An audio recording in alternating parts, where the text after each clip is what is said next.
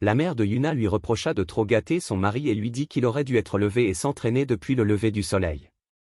Elle lui répondit sur le ton de la plaisanterie en lui pinçant le visage. Elle le taquina en lui demandant s'il n'avait jamais fait la grasse matinée, lui rappelant son comportement au début de leur mariage. Gêné, le père de Yuna céda rapidement. En sueur, il la supplia d'arrêter de parler de cela devant les enfants et accepta de laisser Yoon dormir. Le souvenir changea et montra la jeune Yunière, la petite sœur de Yuna.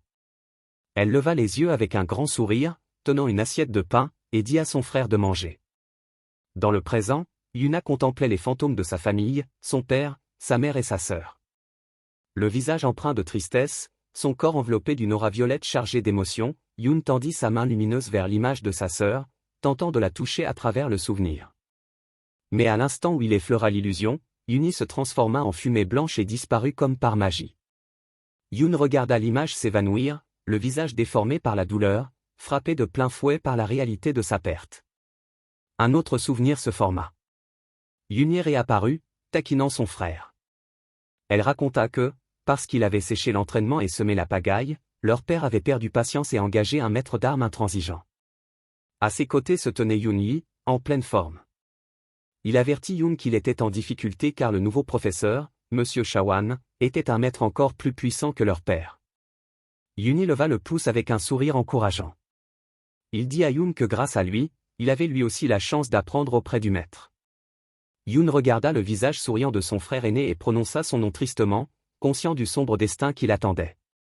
Seul au milieu des ruines désertes, Yoon vit les illusions de son frère et de sa sœur s'évanouir, le laissant plonger dans le silence. Plus tard, dans le bureau familial, le père de Yoon, derrière son bureau, félicita Yoon-hee pour son excellent travail, remarquant qu'il reconnaissait en son fils le style de son propre passé. Assise non loin de là, la mère de Yoon conseilla à Yoon-hee d'enseigner davantage à son petit frère et de veiller à ce qu'il ne se relâche pas. Yoon-hee sourit chaleureusement et prit la défense de son frère, expliquant à leur mère que malgré son apparence paresseuse, Yoon était en réalité un excellent guerrier. La petite Yoonière intervint avec enthousiasme. Elle affirma avoir vu Yoon s'entraîner et que son attaque tourbillonnante était bien plus impressionnante que les mouvements rigides de Yoon-hee. Observant sa famille depuis le présent, le visage de Yoon s'adoucit en un doux sourire mélancolique. Le souvenir changea à nouveau. Yoonière apparut, coiffée d'un chapeau de sorcière et entourée de lumière magique. Elle annonça fièrement à Yoon qu'elle avait éveillé la classe des prêtres. Souriante, elle promit de le soigner désormais chaque fois qu'il se blesserait.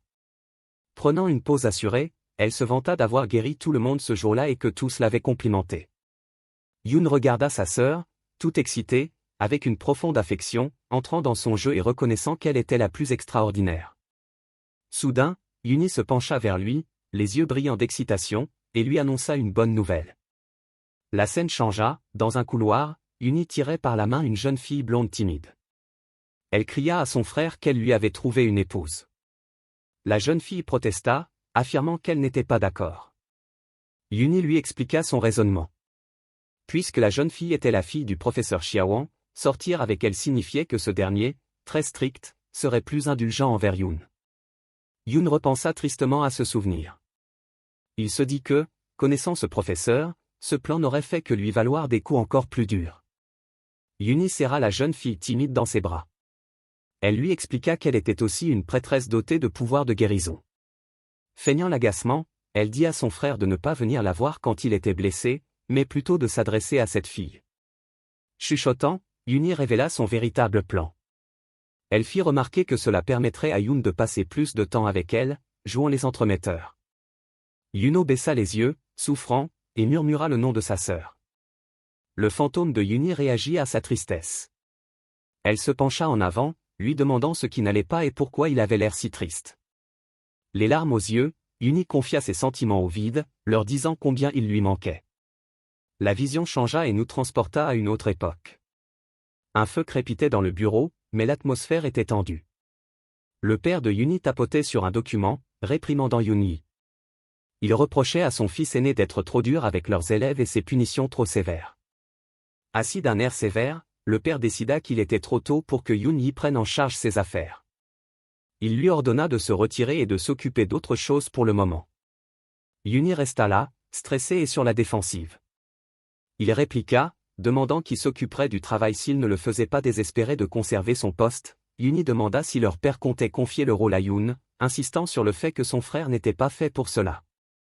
Son père répondit froidement que Yoon n'avait pas encore à s'en soucier. Le visage du père s'assombrit tandis qu'il lançait un dernier avertissement. Il ordonna à Yuni de cesser de travailler pour le prince Lu Sheng, le mettant en garde contre toute implication. Yuni fut choqué par cet ordre et se mit à transpirer en réalisant que son père était au courant de ses relations secrètes avec la famille royale. Frustré et acculé, Yuni serra les dents de rage, incapable d'accepter la décision. L'atmosphère devint pesante, chargée de la menace de guerre, car on disait que d'autres seigneurs préparaient leurs armes et leurs chevaux. Yuni perdit son sang-froid. Il cria sur son père, lui disant que sa gentillesse était une faiblesse et que son indécision ruinerait l'avenir de la famille. Furieux de ce manque de respect, le père se redressa. Il réprimanda Yuni pour son impolitesse, lui demandant si son esprit nocturne lui avait appris à désobéir au chef de famille. La mère de Yuna intervint pour les séparer. Inquiète, elle les supplia d'arrêter de se disputer et gronda Yuni pour avoir parlé ainsi à son père. Yuni, fou de rage, hurla à sa mère de se taire si elle ne comprenait pas la situation. Cette explosion de colère surprit Yuni, qui resta figée, témoin de la terrible dispute familiale. Tremblante de peur, Yuni avoua avoir peur. Yuno observait la peur de sa sœur, le cœur brisé. Voulant la protéger, même s'il savait que ce n'était qu'une illusion, il se précipita et enlaça le fantôme de sa petite sœur. Doucement, il tenta de la réconforter, lui promettant d'être là pour la protéger. Mais à peine avait-il prononcé ces mots que l'air qui l'entourait se transforma à nouveau en fumée blanche, qui lui échappa des doigts. La cheminée s'embrasa violemment, métamorphosant le souvenir d'une dispute en une scène de destruction. L'illusion se déplaça vers cette nuit-là. Yuno s'effondra à genoux dans le bureau, entouré des corps ensanglantés de son père, de sa mère et de sa sœur. Submergé par le traumatisme, Yoon fixa sa main vide, le visage empreint de chagrin et d'horreur. Rongé par la culpabilité, il s'agenouilla devant l'image du corps de sa sœur. Il murmura des excuses tristes, se reprochant de ne pas l'avoir protégée.